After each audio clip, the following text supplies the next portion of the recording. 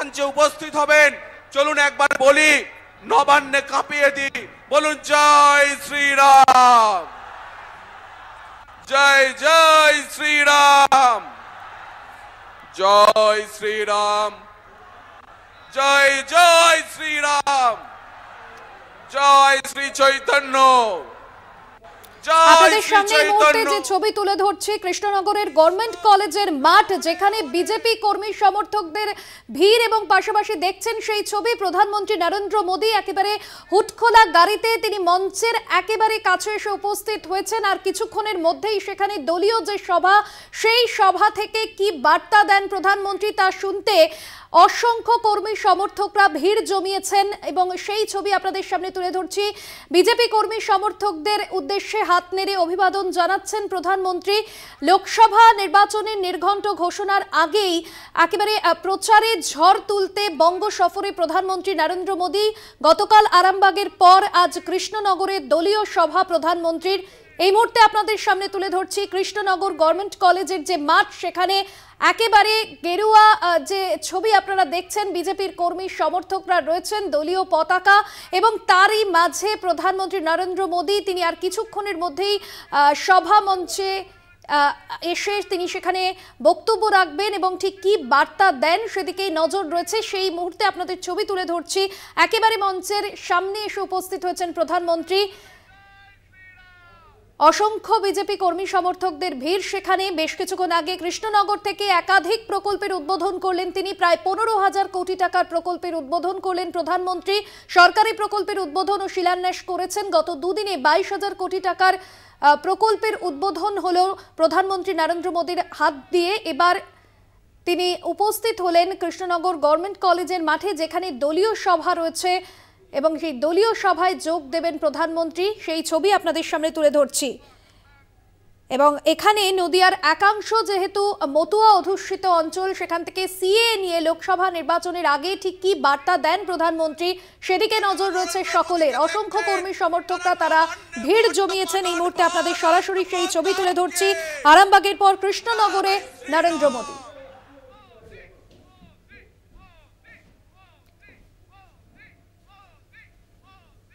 আপনারা দেখছেন সেই ছবি, সভা মঞ্চে এসে উপস্থিত হয়েছেন প্রধানমন্ত্রী নরেন্দ্র মোদী।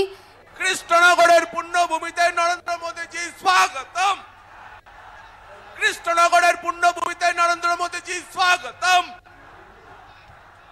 স্বাগতম ভাই স্বাগতম, নরেন্দ্র মোদীজি স্বাগতম, নরেন্দ্র মোদীজি স্বাগতম। আজকের এই ঐতিহাসিক জনসভায় আপনারা যারা এসেছেন এবার বসে পড়ুন, বসে পড়ুন। আমি পশ্চিমবঙ্গ বিজেপির সভাপতি শ্রী সুকান্ত মজুমদার, বিরোধী দলনেতা শুভেন্দু অধিকারী সহ বাকি প্রত্যেককে মাননীয় নরেন্দ্র মোদীজির স্বাগত করার জন্য অনুরোধ করছি। সর্বপ্রথম কাঁসার একটি স্মারক দিয়ে স্থানীয় সভাপতি আমাদের কৃষ্ণনগর উত্তরের শ্রী অর্জুন বিশ্বাস মহাশয় এবং মাননীয় সুকান্ত দা মাননীয় প্রধানমন্ত্রীজিকে স্বাগত করবেন।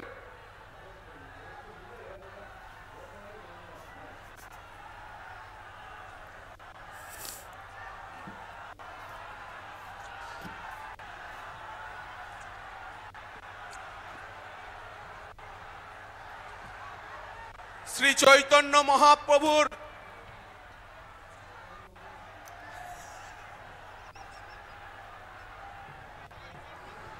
চৈতন্য মহাপ্রভুর মূর্তি তা দিয়ে আমাদের সহসভাপতি শ্রী সঞ্জয় সিং এবং বিরোধী দলনেতা শুভেন্দু অধিকারী মোদীজিকে স্বাগত করবেন।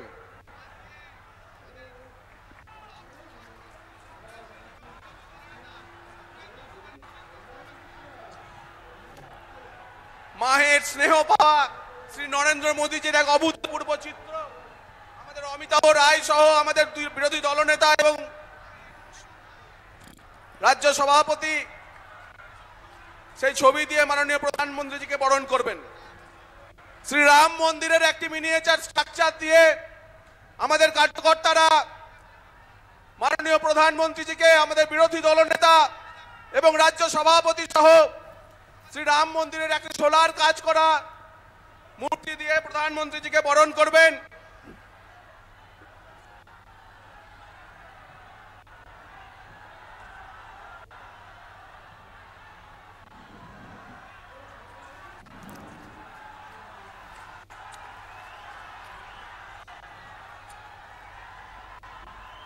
কৃষ্ণনগরের মাটি থেকে, প্রভু শ্রী চৈতন্যের মাটি থেকে একটি মালা দিয়ে আমরা সমস্ত নেতৃত্ব মাননীয় প্রধানমন্ত্রীজিকে বরণ করে নেবেন। আমি সমস্ত মঞ্চের নেতৃত্বকে অনুরোধ করছি, একটি সুবিশাল মালা দিয়ে, স্থানীয় ফুল থেকে তৈরি এই মালা দিয়ে মাননীয় প্রধানমন্ত্রীজিকে বরণ করে নেওয়ার জন্য সমস্ত নেতৃত্বকে অনুরোধ করছি।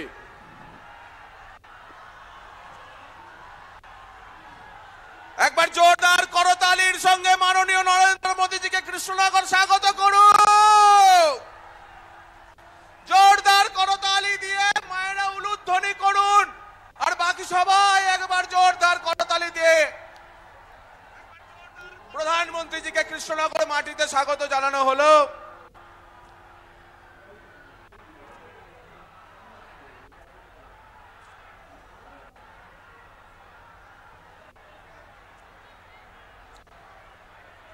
আমি প্রদেশ সভাপতি,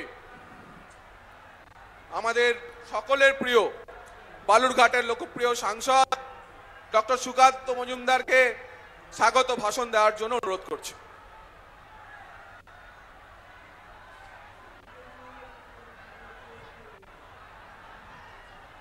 ভারত মাতা কি।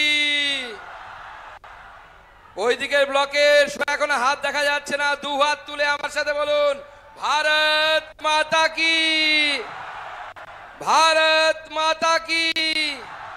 মহান দেশের মহান নেতা নরেন্দ্র মোদী, নরেন্দ্র মোদী, নরেন্দ্র মোদী, জেপি নাড্ডা, জেপি নাড্ডা। ভারত মাতা কি, ভারত মাতা কি। জয় শ্রীরাম, জয় জয় শ্রীরাম।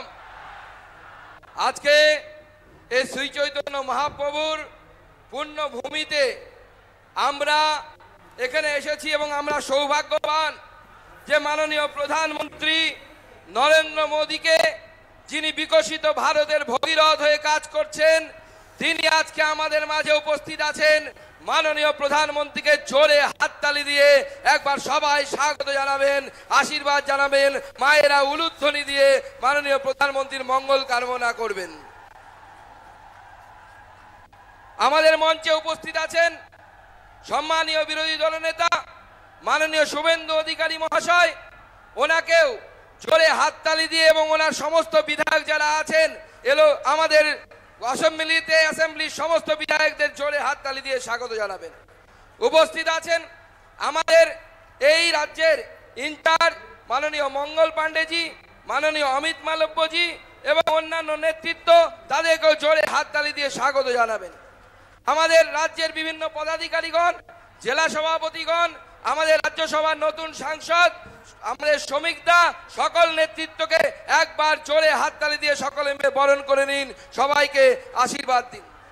বন্ধুগণ, এই ভূমি পবিত্র শ্রী চৈতন্য মহাপ্রভুর ভূমি, যে ভূমিতে কাজী কৃষ্ণ নাম বন্ধ করার চেষ্টা করেছিল শ্রী চৈতন্য মহাপ্রভু প্রথম অসহযোগ আন্দোলন করে দেখিয়ে দিয়েছিলেন যে এখানে শ্রীকৃষ্ণ নাম বন্ধ করা যাবে না, বন্ধ করা যাবে না, রোখা যাবে না।